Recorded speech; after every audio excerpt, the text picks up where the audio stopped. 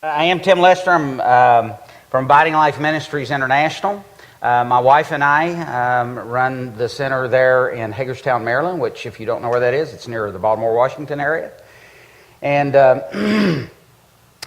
we've been there for several years, been walking with Abiding Life Ministries and their heart to disciple people for a lot of years. And so for those of you that I've had the privilege to already know for a lot of years, I'm glad you came. Please no throwing things. But outside of that, we want to get started. I'm grateful that you're going to be here with us. If there's an image that really gives a picture of what Abiding Life Ministries is, it's this. That on this hand I have my problems, and this hand I have Jesus. Jesus made it very clear that as long as our focus remains on Him, we'll have the peace that He's already deposited in us. But when my focus goes on my problems, I cannot experience the peace of Christ. He hasn't left me, and it hasn't left me. As we know, we're complete in Him. But when my focus remains on my problems, I'm full of worry, doubt, fear, and I come undone. But when I put my focus on Christ in the moment, when I let my problems be shadowed, invested in, handled, dealt with, perhaps not disappearing, then I have the peace of God in the middle of the storm. So our focus is to get you to remain focused on Him. Now, one of the things I want to make you clear, and I was sharing last night with some of the folks, just some folks gathered for the incredible desserts that I forget her name. Who fixed those? Dolores fixed. It was absolutely amazing. But we met, and one of the things that I want to be clear about Abiding Life Ministries is this. We use an illustration, and I think it suits in many ways, but think of a block of wood. And this block of wood represents maturity in Christ. And we're like, imagine that on that block of wood there was a little screw that goes into the wood. And the further it goes into the wood, the stronger it gets, and the more it's able to hold. Abiding Life Ministry is just another twist on the screw for you. I don't have all the answers. As a matter of fact, if you come for the whole thing, I can pretty much guarantee you I'm going to say something incredibly stupid. I might even say something you don't agree with. So this is what I would ask. If I say something that you have a question about, unless I've completely got off beam and I need to be shot, find me at the end and say, Tim, I disagree with you, brother. And we'll yak about it. Fair enough? Yep. All right. So let's move on and begin to talk about this whole issue of abiding in Christ and what that looks like in life. Now, one of the concerns that I always have, I have a lot of people in my life that are great theologians. I'm not one of them. I mean, I enjoy the Scriptures. I love the exegesis of the Scriptures. But I am not a great theologian. One of my concerns about some of my friends, I'm not talking about other people, I'm talking about my close friends that I hang out with, the people that we challenge each other.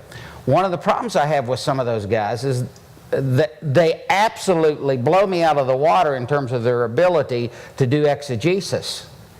But at the end of the day, when they get done talking, I say, so what? Right? Have you sat under teaching like that before? So what? And I'm not assuming anybody here is like that. I'm not out to beat you up. I'm just saying, if our theology takes us to a place that everybody walks out saying, so what? We've done nothing. How do I know that? Well, Jesus had a little thing to say about that. He says, you search the Scriptures, in them you think you find life. And where was the life? You tell me. In Him. So it is my hope and prayer that if I don't get anything else done, that I answer the so what this weekend. One of the things that we found, and you know this yourself, people have lots of problems in their life. And of course, they're always looking for the next thing that's going to fix the problem. As a matter of fact, in the book of, shared this last night, and I do want to present it here. In the book of Hebrews, there's an interesting passage. It says this, chapter 1, and I believe it's beginning in verse 3. I have dyslexia and a horrible memory, so you sort it out. If you get anything at all, it'll be from Jesus this weekend, okay? But Hebrews chapter 1, and just following in the first little bit, he says this. He holds the entire universe together by the single word of his power. Doesn't say what the word is, just said by the single word. You can guess what the word is. If you're a deep theologian, you can probably figure out the word. I can't figure out the word. I just know there's a word. And so what we'd suggest to you, and we noted last night that the atom has protons and neutrons, and by all account, they ought to go towards each other and they ought to explode like two magnets that are pulled together. The whole universe ought to blow up right now. And if you look in any good science book, they use different words, but even they will acknowledge that there's some invisible glue that holds the entire universe together. And they don't know what it is. Well, I do. It's whatever the word is. It's Jesus. He's holding it all together. Now, one of the problems is since Jesus is holding the whole universe together, and by the way, he's holding unbelievers together too, here's what happens. On occasion, believers and unbelievers invite another way into their life. And imagine it like this, and you don't have this on your diagram, but I'll squeeze it in here somewhere. So imagine, well, of course I messed that up. There we go. Okay, so let's imagine this is a fellow, and he's got a bunch of crosses in him representing Jesus, holding him together. Because he is. He's holding the whole universe together. And this fellow decides that his way is the way. There's a way that seems right unto a man, and it's the way into death. So his way is the way, and he starts inviting another way in. And what happens is he starts coming undone. So his fingers fall off, metaphorically speaking, of course. And then he invites another way in, and his leg starts to fall off. And again and again and again, every time we invite another way in that is anti-Christ, that is not the way, I start coming undone. Now, let's just do a check. Have any of you ever invited another way into your life? As a believer, yes, you have. And that went really well for you, right? No, it did not. You started coming undone. And I could give you example after example, but I just want you to understand that people, when they start looking to solve an issue, they invite another way in. And so often we'll have people come in to the office, or we'll be sitting with them at the supper table, and we'll say, listen, what are your problems? And they say things like this. Well, I'm having trouble because I get drunk too much. I drink too much. And I'm having some trouble being angry, and I'm having outbursts of anger. I get depressed. Name a couple other problems you've heard. Help me out. Drugs. Yeah. I have drugs. My marriage is falling apart. Oh, and by the way, I'm having panic attacks. By the way, I can't spell either. So all of you thinkers, please just settle down. Jesus will meet your every need. It doesn't have to look perfect, okay? Yeah. So far, okay? Okay, now, so here's the thing. People come in and they have their problems, and they say, especially if they come to you for counsel, they say, I would like to have you solve my problems. And if they go to a secular counselor or a Christian counselor that is not Christ-centered, here's what happens. They say, well, listen, those are really bad problems. We need to fix those. Those are going to really create a problem for you. So here's the first thing I'm going to do. I'm going to give you an anti-abuse drug. That's the one, if you take it and drink again, you may not die, but you'll wish that you were dead. And we're going to do that, and then we're going to put you in AA. And you know what? There's a lot of people that actually stop drinking. But their wife is married to them, and at least when they were drunk, they didn't yell and scream like an idiot. And so now, all the sap that flowed into the branch that had to do with being drunk now flows into the branch that flows into being angry. And then the wife comes into the office and says, would you please help him start drinking again? I'll pay for it. Tell him it's okay to start drinking. And of course, then we have to send him to anger management. And so we send him to anger management. Oh, and by the way, very important, we put him in an accountability group, and we call him every day. And so we cut that limb off, and so now he's not angry anymore. But all that anger's got to go somewhere, so now he just gets depressed. And he's moping around, and now the kids are wondering what's wrong with Dad, and they're afraid Dad's going to kill himself. And so we give him some medicine, and we give him and we put him in some classes to improve his self-image, and we cut that branch off. He's not depressed anymore, but he can't stand his wife anymore because for the first time in a long time he sees what she's really like, and so the marriage starts falling apart. And so we go to marriage counseling. He goes sees the pastor, somebody. We send them to a love and respect deal and tell them all the things they're saying. And nothing wrong with love and respect. I'm not slamming love and respect. But we kind of get their marriage a little settled there. And then, so the marriage is settled, and everybody realizes, okay, we're going to be doing this. We're going to be doing well. And then all of a sudden, she starts panicking because she doesn't know if she wants to live with this man that she now has agreed to live with for the rest of her life. Can you see how cutting off the limbs of a tree, of all the problems in our life, if this tree represents our life, does not work? Oh, and by the way, if you go to a counselor, are there any counselors in here? I'm not slamming you. Where are you? Where are my therapists, psychologists?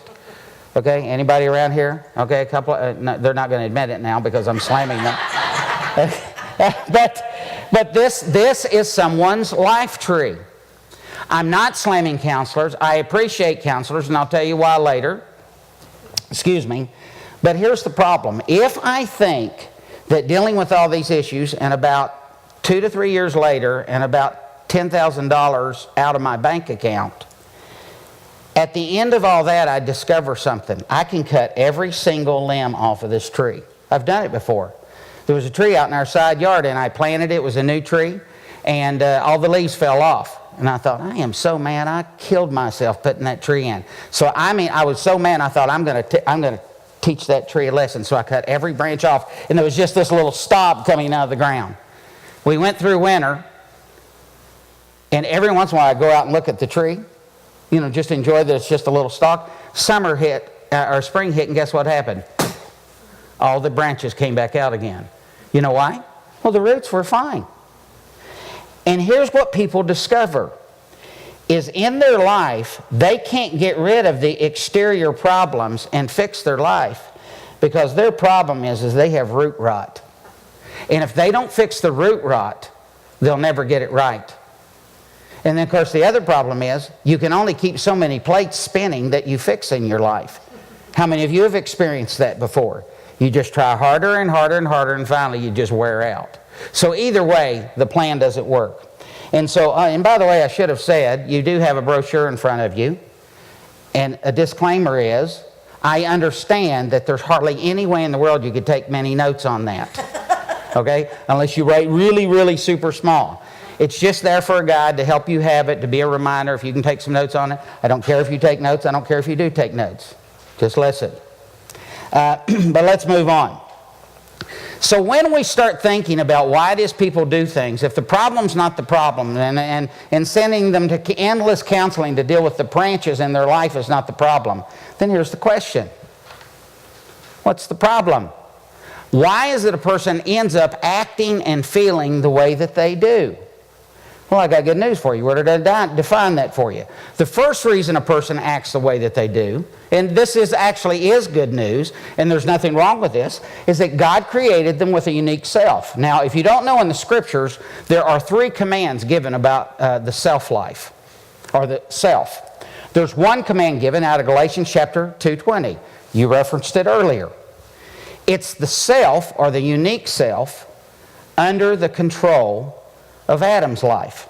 And according to the Scriptures, that will express flesh. There's a second self talked about in Scripture, and it's referenced in Luke chapter 9, verses 23 to 25, and it's my unique self under the control of the baggage or the residue of what remains in my mind after I come to Christ. And it expresses flesh. And the command given to that one is to deny that self. And there's a third command, and you know this passage. Everyone should love their neighbor as their self. Now, this is not a lecture on self-love. That's not where I'm going. But there is a problem in people's behavior, or there creates a problem in their behavior when they get to the place where they don't understand that there's a unique way in which Christ has created them. I'm going to explain to you just over here in a little bit. how that becomes a problem. But before we do that, let's just look at what the unique self is. Now, you guys have seen the model before where we say this, that you have a body, soul, and a spirit. The outer circle's the body, inner circle's the soul, and then inside that's the spirit. The soul is my ability to think, feel, and decide. If you want to call it personality, good on you. If you want to call it temperament, good on you. I don't care what you call it. But it's that thing in us that identifies us uniquely as who we are. Now, we're not going to spend a lot of time on this, but I do want to talk to you about it because there's some real problems in the body of Christ and in marriages and within individuals that if they don't get this right, it creates chaos in relationships.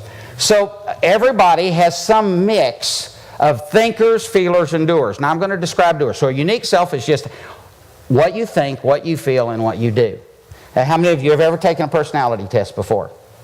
Right? Well, that's good. So you have the general idea what I'm talking about. If you'd like, later on, you can go over, we've got what we call a unique self test. I will tell you this is not a commercial. It just might be valuable to you. If you want to take it, great. If you don't want to take it, fine. But the unique self test that we give evaluates you in 3 different areas.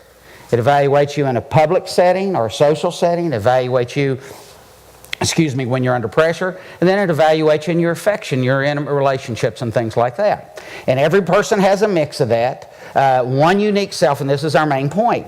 The unique self is neither good nor bad. I'm going to repeat this. The unique self is neither good nor bad. It just is. It's like a hammer. I can take a hammer and build you a house, or I can take a hammer and break out the window of your house and steal all your stuff. The hammer it wasn't guilty of anything. It was just the unique self. So let's talk briefly about what the unique self is. First of all, there are what we call primary, and everybody's going to be a mix of these. There are people who we call doers. And these are doers. Doers, some people would call them type A, some would call them calorics, whatever version of whatever test you've taken. But here's the point. Doers are the kind of the people in the world that say there's 2 kinds of people in the world. Those that do what I want them to do, and those that are going to do what I want them to do. And that's it. They get their identity by getting other people to do their big projects. Sometimes they get accused of being manipulating, which of course would never happen with a doer at all. They would never manipulate anybody. Sometimes they get accused of leaving bloody bodies along the way because they're all about the project. They're going to get the big thing done. Does that make sense? Okay, so then we have feelers. And feelers are the people that when the leaves fall, they pull out their guitar and you'll see a little tear start to come down their eye. And they start to sing and say, oh, the leaves are brown. Everything is just this beautiful, wonderful, emotive experience. When you have a feeler, it's an amazing thing. They can leave everything undone as long as everybody's happy. They literally can just plow over their rooms and there can be a complete chaos, but they're happy. Life is good. And then, of course, there's people called thinkers. And they're the real analytical kind of people. They're the people, and by the way, their identity is really wrapped up in what they do. And so if you want to get in trouble, are there any analytical people in here, kind of thinkers, you like details of life? If you want to get them riled up, just criticize what they do. And you're in big, big trouble. Now the thinker gives attention to detail, and so they're the people that most of the doers and the feelers need to make sure surround them. I'll tell you a quick story. There was a friend of mine who was in a Fortune 500 company, and he was an engineer, a thinker, and they were developing a new computer. A laptop. This was several years ago. And they built this computer. It was supposed to revolutionize things. It was smaller and all that. And the guy that was presenting it had a 4-hour presentation so the company would finally buy in on it. And this friend of mine sitting there, and he's listening the whole time. At 3 hours and 45 minutes, he raises his hand. He says, yeah, I've just got one question. He went back to the first 5 minutes that happened in the lecture when he was describing the components of the computer. And evidently the brain of the computer could only be purchased from one company. And they'd given him a real cut rate price. But he said, let me ask you something. Is there anybody else that produces anything like this at all? Has this technology? He said, no. So, well, what if they decide to quadruple their price next year after we've already signed on with them and all? What if they quadruple their price? Well, he said the whole room got completely silent. It would have put the company under. He literally saved the company from going bankrupt. You see, you need thinkers in life. But here's the problem. People accuse them of being slow-moving because they need a lot of time to make decisions. So my wife is a thinker-feeler, kind of a combination, and when she's under pressure, so if I want to buy a new car, I tell her a year ahead. And I go test drive car after car after car, but I got to make sure I drive all the ones I don't want in case she doesn't like some of the ones that I'm bringing home. But that's thinkers, feelers, and doers. Now I'm going to tell you one more funny thing and then we'll move on. But I want to talk to you a little bit about why this is so important, why we see it important in terms of what people do. Funny story about thinkers, feelers, and doers all going to the grocery store. Okay, so now if you have a thinker, the wife or the husband gives them the list to go to the grocery store. They go out to the car. They get in the car and they go around and kick all the tires. Look to see if there aren't any bumps on the car. They get in the car. They start up the car and they go, oh, wait a minute. They adjust the mirrors, look at the side mirrors, make they're right, pull the visor down, and they've got a little notepad with a pencil, and they write down the mileage. They put it back up, check their mirrors again, and they go off. They go 5 miles under the speed limit the whole way to the Walmart. They pull into Walmart, and they drive in. They won't park in the handicap. As a matter of fact, they're probably not even going to park super close because there might be other people that would need that, and responsible people would never take those spots. And so they pull in the spot, and they're just a little inch or two off, so they back out 3 times so they're perfectly in the middle.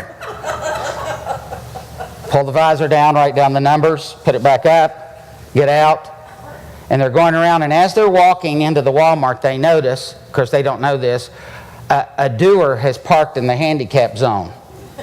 And so they go up, go back to the car, get their note, and they write it, people like you make me sick. Think of all the handicapped people you've taken advantage of. And they put it on their windshield, and man, they're feeling good about themselves. And they go in, they take only their note, they only go down the aisles that they're meant to go down, they come out and they go back, adjust the visor, come out, go back, and they've got everything they need. Of course, it took them forever because they were only going 5 miles under the speed limit. That's a thinker.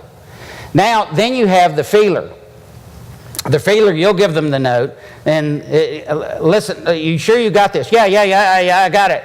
And on the way out, they put the slip that you gave them in their pocket. They pull their keys out and lose the note. They go to the store, and they're going like, well, fast. Okay. Yeah. They go out, they get to the store, and they park crooked. They don't park in the handicap, but they kind of park crooked just over in the handicap, and they've taken the other half of the next guy's space. You're saying, well, listen, I'll be in really quickly. I'll be back. And so he runs into the place. Well, then he goes in, he discovers he doesn't have the slip, and so he just starts running down all the aisles. And guess what he does? Buys everything that's beautiful and colorful. And so he's got a whole pile full of stuff that his wife didn't even tell him to get. And so he gets up to the counter and he sees somebody that he thinks he knows. But he doesn't. But that's okay. That didn't bother him. And so he starts up a conversation. So 2 hours later, he makes some kind of connection, and he gets home, and his wife, of course, is waiting on all the ingredients. All the kids are starving to death and crying. But, he says, but dear, I got all these wonderful groceries, and it's none of what she needs for supper. And then, of course, there's the doer. His wife gives him the list. He goes, this is a stupid list. I guess I'll put it in my pocket. He takes it, he gets out, and he pulls up, and guess where he parks? Handicap. And this is what he's thinking to himself while he's going in. There's a bunch of crooks that do the handicap thing anyway. Half the people that have that don't even have any handicaps. I even see them come in all the time. If they can do it, I'm going to teach those are the ones that would have parked here, and I'm going to teach them a lesson. Well, I hate to say this, but I was with the brother the other day, Michael, and so we pull in the Starbucks, and guess who pulls in the handicap spot? That's true. Of course, the truth is he took another spot. But so he goes into the grocery store, he pulls the list out, and he grabs the first person he can see and says, hey, you, come here, take this list and go get my stuff, and be quick about it. And he checks out, and he bumps in front of people because I've got business, and he goes back out, gets in the car, swings out, runs a guy off the road, and he gets home. And his wife says, well, you forgot some of the things. Yeah, I left those things off the list. We didn't need those things anyway. Okay, those are thinkers, feelers, and doers. Now you say, okay, well, that's funny, Tim. I thought we were talking about abiding. I promise you we're getting on with that, but we got to laugh a little bit here. But what happens in the body of Christ, or what happens in a marriage when those unique selves start to collide? And what does the enemy do? Well, I'll give you a couple examples. Again, where's my thinkers? Raise your hand. You analytical pint. Okay. Can you imagine, what do you guys do when you're thinking? What's it look like? Just like this? You're just... Now, are you mad at anybody when you're thinking? No. You're... Yeah, huh? Yeah, okay. Yeah. You're just thinking. That's all you're thinking. Well, if you're married to a feeler, if they're mad at you, they won't talk to you. So imagine you're a feeler and you come home from work and your wife's sitting there and you go, hey, hon, how you doing? And you go over and give her a kiss on the cheek, but she's got her brain in gear because she wanted to cook you something extra special for supper. Now, you know what she's going to be doing? She's going to plan that entire thing out in her head. Maybe on paper too, before she ever makes a move. And she's in the middle of thinking about how she can make this thing special. But you know what the enemy whispers to the feeler? She didn't even say hi to me. She barely did. And you know, she didn't ask me about my day. And the list goes on. And all of a sudden I hear this yammering in my ear. And I view my mate through what I do. And so now, I don't need any help. It's just my unique self that's clashing with my mate. Here's another thing. If you haven't figured out yet, doers are all about getting the next big thing done. On occasion, they miss a detail or two. Now, do you know for a thinker, to miss a detail means you don't care about the project? So if you're a thinker married to a doer, the enemy whispers to you, you know, if he really cared about that, he wouldn't have missed that detail. If she really cared about that, she'd have given more attention to it and we wouldn't have missed those details. You see, the enemy uses the unique self that God gave us to begin with, and we start to come undone. One more example and then we'll move on. Even though it's good news that God created us in these unique ways. You'll go to one church down the street and they're full of feelers. And this is what they think. Worship is about raising your hands and dancing before the Lord and doing backflips. And I'm not saying feelers are the only people that dance and do backflips. But in their mind, that's really worshiping God and honoring Him and celebrating Him and all that. Well, this might be a shock to you, but there's a couple of thinkers out there that could probably do without that. I'm not saying a thinker can't enjoy it. I'm just telling you that I've got plenty of people that are thinkers that appreciate the reserve. They appreciate the quietness and so on, right? And of course, then there's the doers. And while they can appreciate a little worship, let's get on to what we came here for, man. Let's do this thing. And of course, the complaint in the church that the thinkers have about the doers is you guys leave so many projects undone. We're all on to the next thing, and then the next thing, and then the next thing, and the next thing. Could we just finish one thing that we're doing right now? I can't stand it anymore. And of course, the feelers are always complaining about the thinkers because it takes them so long to act. Let's quit analyzing how we're going to help the poor. Get out there, get your cars, get your rakes. Let's go do this stupid thing. Come on, people. Love people. And the thinkers are saying they're going to spend every dime we've got in benevolence. They need to check those people out before we go help them. They could have been very irresponsible. Now, sometimes we work with churches. And one of the things that's happening in one of the churches I'm working with right now, this has actually just happened in the last few weeks. The church has got a lot of boomers who built this facility, and on purpose they made it as non-churchy looking as they possibly could. On purpose. And they built that, they built the thing, you know, they were super responsible and they paid cash for the thing, they're all excited about that. Well, there's a fair amount of young adults in the ministry and so on, and they came in, so they had a meeting, we need to consider some things to do the building. And this is what the young adults coming in. You know, I'm not saying you can go 25 to 30. And they said, listen, what we need is a Starbucks. Well, listen, I'm all for Starbucks in the church. I can take that. And so they came in and said, we need a Starbucks. And here's the reason we need to do that. People need to know that this is a place where conversations are welcome about spiritual matters. And we want to create a relaxing atmosphere where they can do that. Well, I mean, that's not the worst thing I've ever heard in my life. How about that? I'm not saying you have to do a Starbucks. I'm just saying that's not like some heresy thing going on. Their heart is right. And they're saying, look, we need creative, we need some really cool art on the wall, and it needs to be kind of these colors right here that are in here. And you know what it needs to be? You need to feel like you've just walked into Starbucks. Well, these guys, the boomers, are saying, man, I like Starbucks, but really, do we have to spend that money on that kind of an upgrade? And they're whining.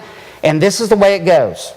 One group of them is saying, I prayed to Jesus, I gave my money, and Jesus told me we need a Starbucks. And the other group is saying, I prayed to Jesus, and he said no Starbucks. As a matter of fact, he told us that rather than this nasty green, the color of the paint, I'm not making this up, should be crimson red like the blood of Jesus. The building ought to shout the blood of Jesus the minute they walk in. The blood of Jesus heals, hallelujah, and so on. Now this is my point. We haven't even got into the whole stuff, and the church is already messed. We're just talking about the unique self. Unique self is not everything. The truth is in the first century, when Christ died on the cross and the church was started, they had no unique self test. They had no personality test. So if you never hear another word about unique self and personality, you're probably still going to be able to abide in Jesus, right? So please don't take an overemphasis on this particular issue. What I want you to understand, we're trying to answer a simple question.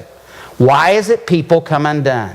Why is it, and how is it the enemy can work in our lives in such a way to get us to a place to incredible defeat when we have so much promised us in Christ about the abundant life that He offered? Does that make sense? All right, so let's move on. So the good news is we have a unique self, but even though it's good news, the enemy has the ability to undo it. Now here's the second thing, the second reason people do what they do. And so we had the good, the bad, and you get us that we're coming up with the ugly. There's some bad news. And the bad news is that every single one of us were born with a problem.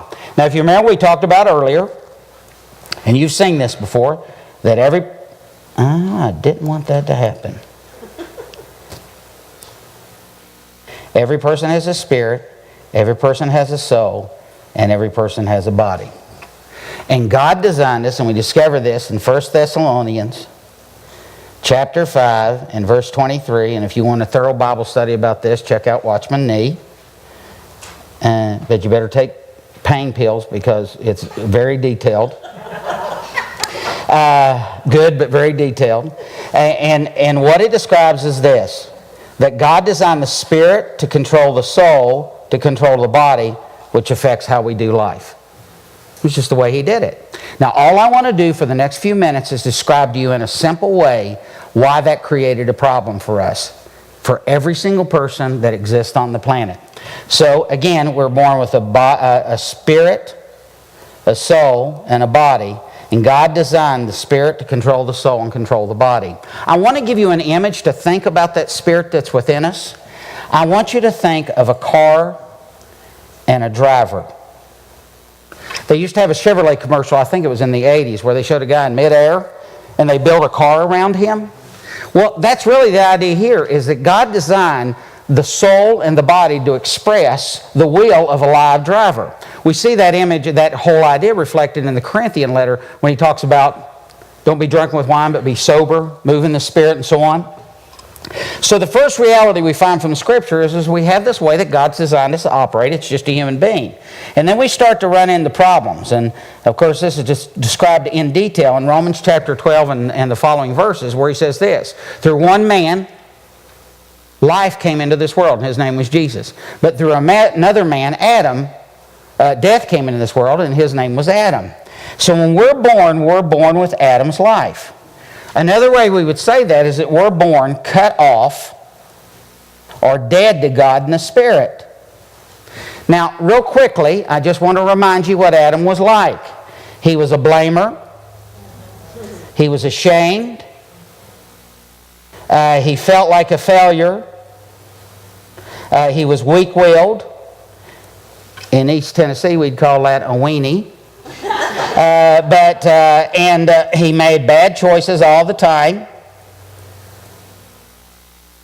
As a matter of fact, if I could give you an image to describe Adam's life, I want you to think of a drunk driver. Now, here's the problem with a drunk driver. A drunk driver can be drunk enough that he's just barely weaving enough, but he's still staying in between the white lines.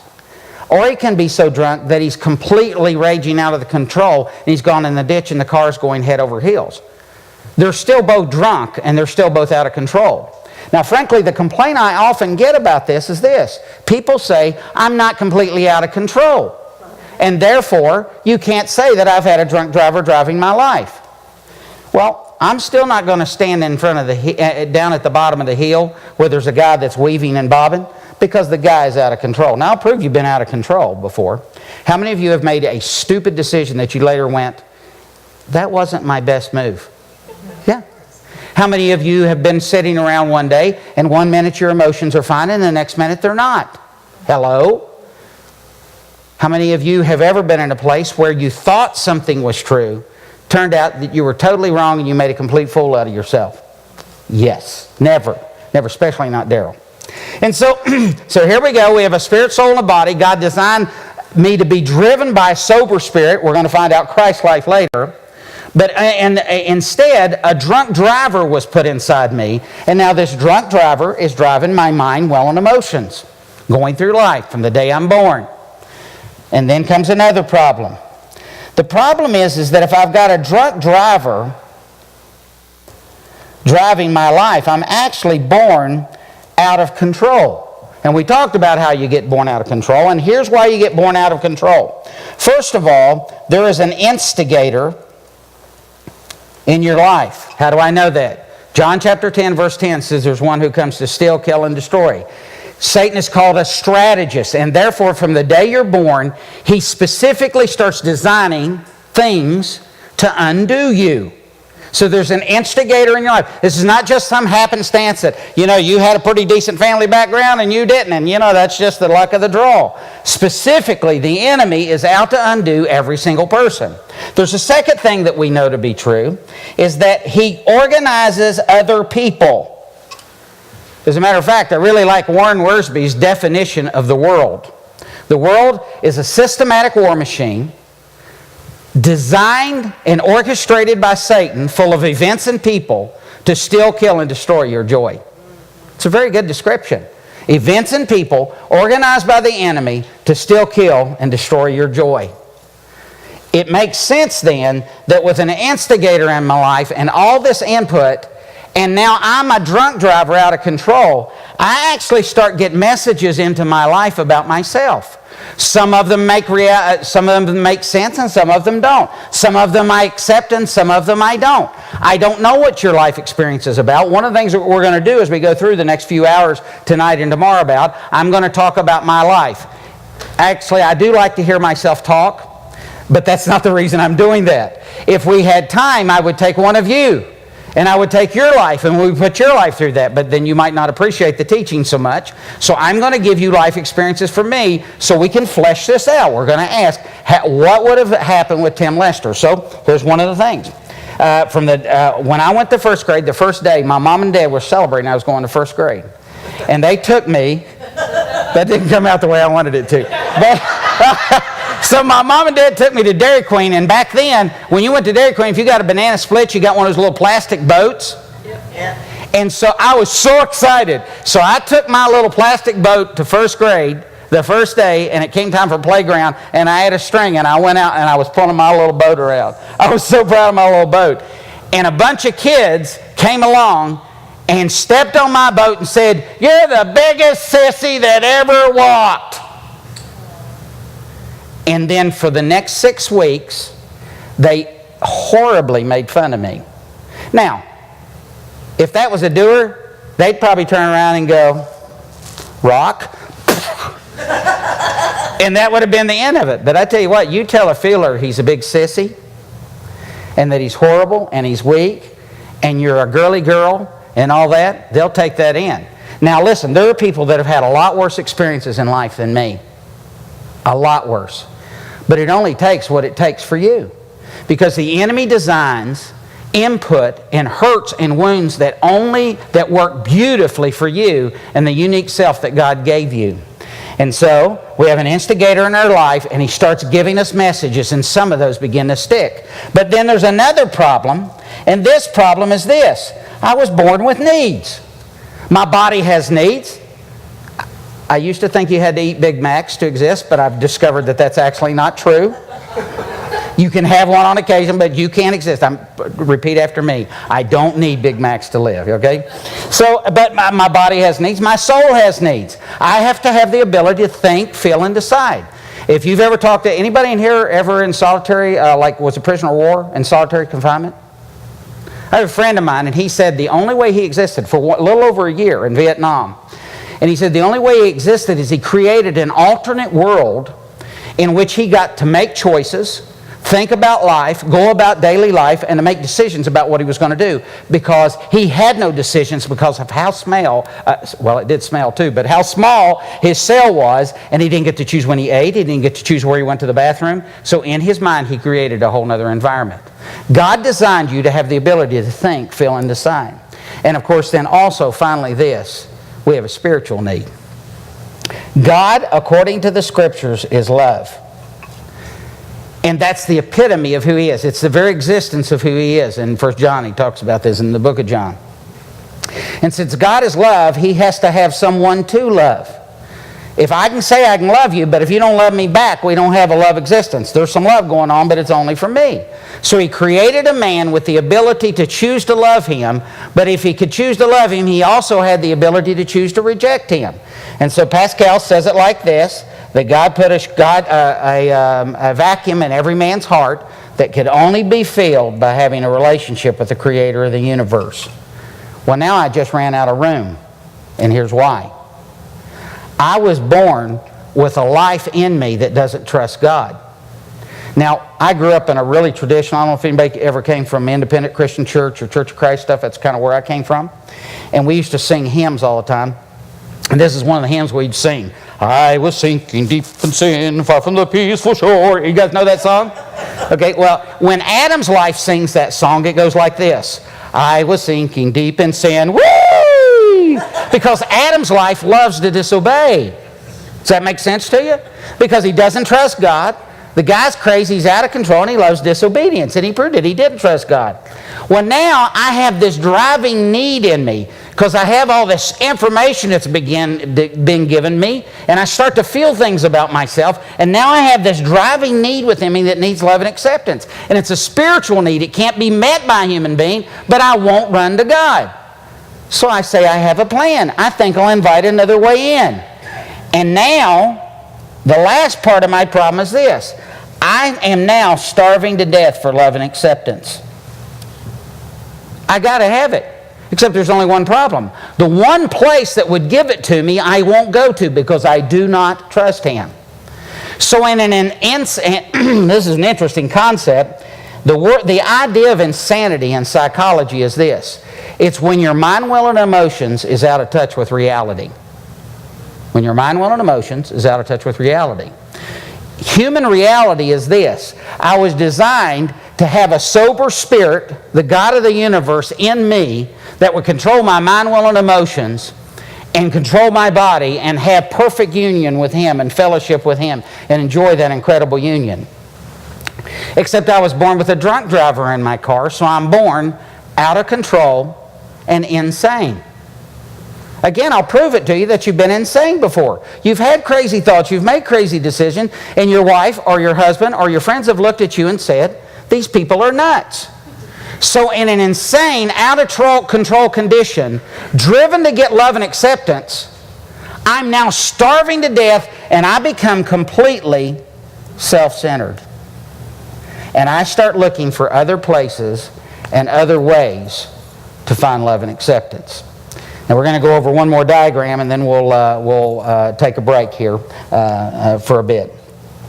So with this insane, out-of-control condition that I find myself, needing love and acceptance, I say, I have a plan. And the plan is, I'm going to go running to other insane, out-of-control people and say, would you please tell me I'm lovable and acceptable? It'd be kind of like this. We go into the hospital to visit somebody, and while we're sitting in there, waiting on the person, and this is a mental hospital, and we're waiting on the person to come in that we're going to see, this very distinguished-looking person comes in with a white coat. And they sit down in front of us, and they say, listen, I hear you've been having some problems. And of course, if it were me, I know I'd have to say that. And I say, yeah, I have, but, I'm here to see one of my friends. Well, listen, I knew about that, and I came in, the guy's saying, I knew about that, and I knew you had problems, and I can fix your problems in one felt swoop. So, well, that'd be great. How can I fix that? He says, your problem is that you believe that you're a rabbit. Or you are a rabbit, but nobody's informed you of it. So I want you to go outside and hop around the building like a rabbit, and you'll be at peace. And I go, well, the guy's a doctor. So I go outside and I start hopping around. Well, the problem is this. I'm not a rabbit. I doubt I could make it across the stage, much less around the building. But what happened is the guy in the white coat was actually an inmate in the psychiatric center.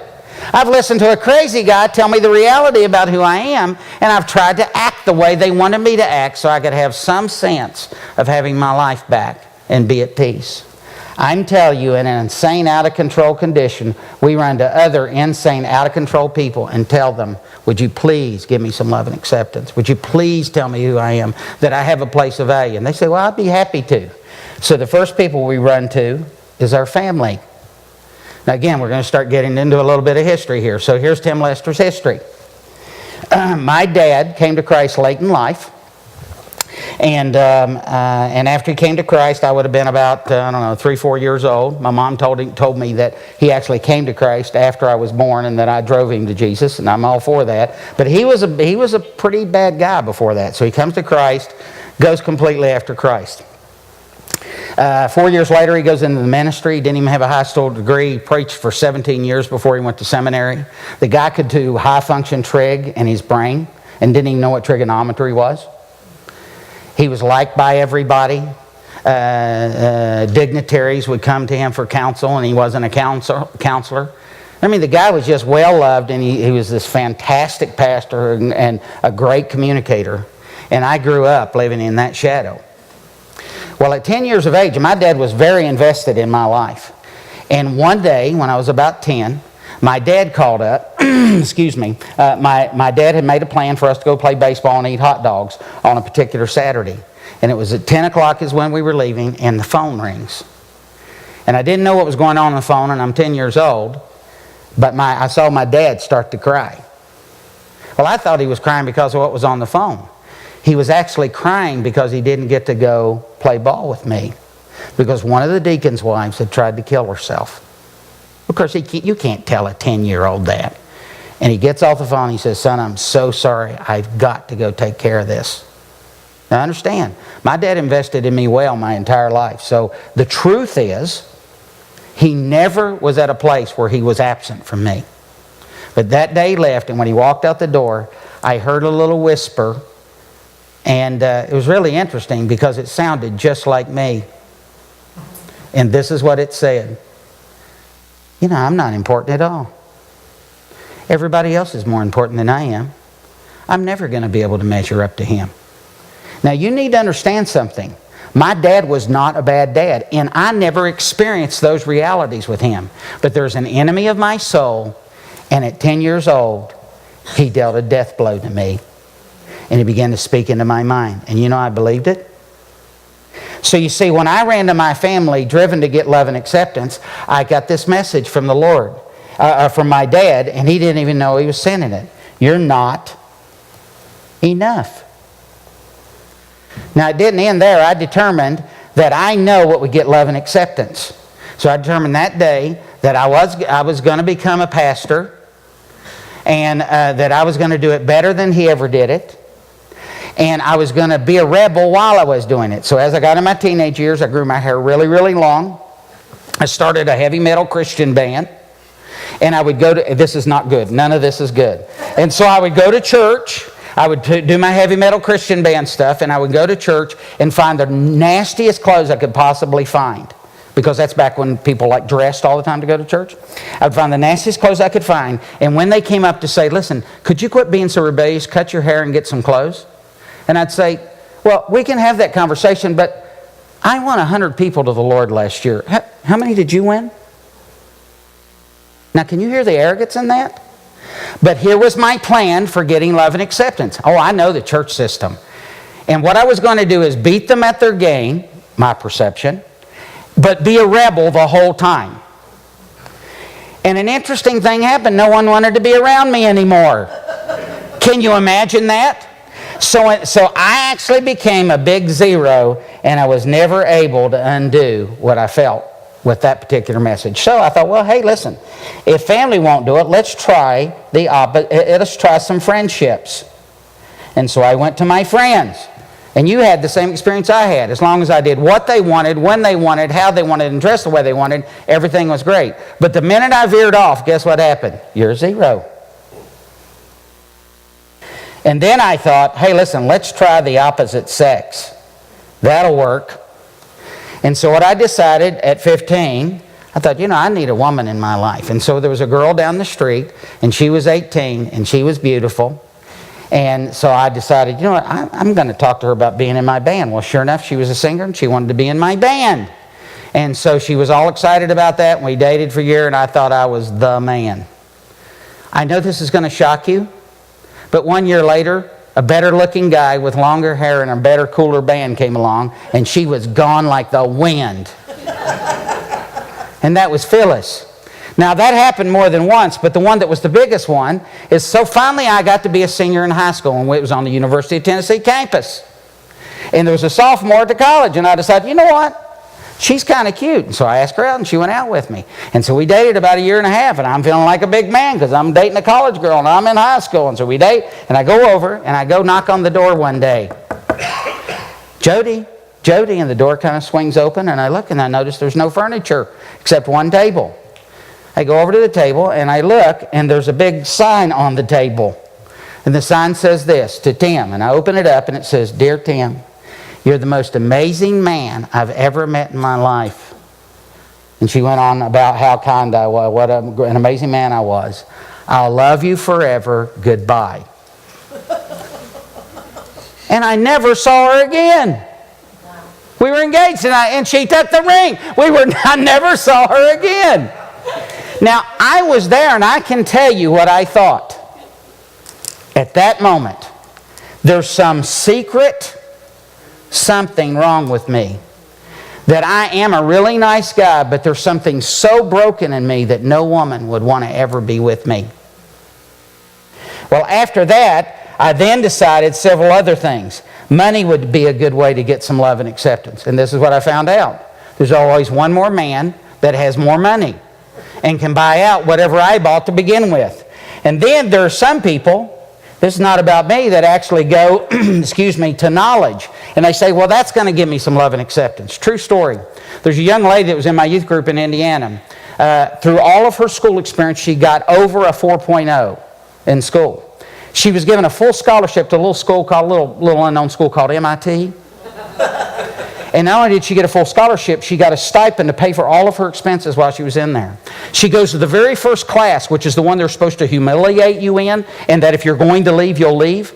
No one in the history of the school had ever passed the test. They took the test. One girl got a 69. The girl that I knew got a 96.4. Now, the rest of the story is from the day she started first grade, her mom told her, you're an idiot and you're never going to make it in life. And the day she got her own way to go to MIT, working for me in my yard. And the day she left with her bags packed with almost no clothes, her mom said, you're never going to make it at that school. I know you think you're something, but you're never going to make it at that school. So she goes and she takes the test. As soon as she gets home from the test, she calls me and says, Tim, I just wanted to tell you I love you. And I appreciate how much you've invested in my life. You've been an amazing man in my life. Thank you so very much. Goodbye. I said, well, where are you going? She said, well, I'm going to kill myself. You see, her love and acceptance was a 4.0 plus. It's only perfection. I could go on. There are some people that make their job their sense of love and acceptance, right? Of course, there's always somebody's cousin or uncle that has blown through every other job, and they get them, and now the only one to hire them is their uncle, and you're the only one that can be fired. And so all that work, all that investment, suddenly you're not around anymore. And then, of course, when everything, and people can try drugs. Nice thing about drugs is when you're drunk and high, you think you're lovable and acceptable. So it does work for a little while, right? But then some people really mess up and they try the church. I mean, really. And they go there for love and acceptance. And of course, it's the same thing I was saying before. You go down the road, if you raise your hands at this church, you're a saint of God and you really love to celebrate God, and you go to this church up here, if you raise your hands, you've probably got a demon in you. And the list just goes on and on. You guys have experienced this. This is not news to you. So the ugly news is this. In an insane, out-of-control condition, driven to get love and acceptance, I go to other insane people and events and say, could I just get a little love and acceptance out of this? And they say, yeah, I'd be happy to tell you. And they fill you full of knowledge that is not the truth and begin to suck what little bit of love and acceptance you have out of you. You see, God designed my need for love and acceptance to be met from the inside out. And His life expressing and meeting every need for love and acceptance. Here's the problem. If I've got a drunk guy driving my car, I don't trust him. So it makes perfect sense to go anywhere else on the planet to get your need for love and acceptance met. Last thing before the break. Then we're going to take about a 10-minute break. I think I had been at the church in Indiana about 6 weeks, and a guy comes up to me and tells me I'm the worst pastor on the planet he's ever met. Well, I'm feeling a lot of love here in this place. Well, a whole event happened with that I won't go into right now, but when I left there, I was madder than a hornet. And so this is what I did. I rented out the Hyper Center. It was the University of Indiana. Rented out the Hyper Center, and just like every youth pastor does, I planned some great big wing dingy thing. And so we have 5,000 kids show up. We have hundreds of kids get saved. You know, there's all these bands and all that going on. And I get my name in the paper, and no kidding, on the front of the newspaper it said, the High Priest of Youth Ministry. Pretty impressive, huh? And I did all that. And I got all that accolade, and I went back to my office. And do you know I went into a 6-month depression? Because ministry now had become my sense of love and acceptance instead of the Lord Himself. There's nothing I can do on the outside to fix the need I have for love and acceptance on the inside. So is it any wonder people do what they do? And listen, we're just talking about my history, and I didn't have things that a lot of people have in terms of being molested and all the brokenness that happens in people's lives, right?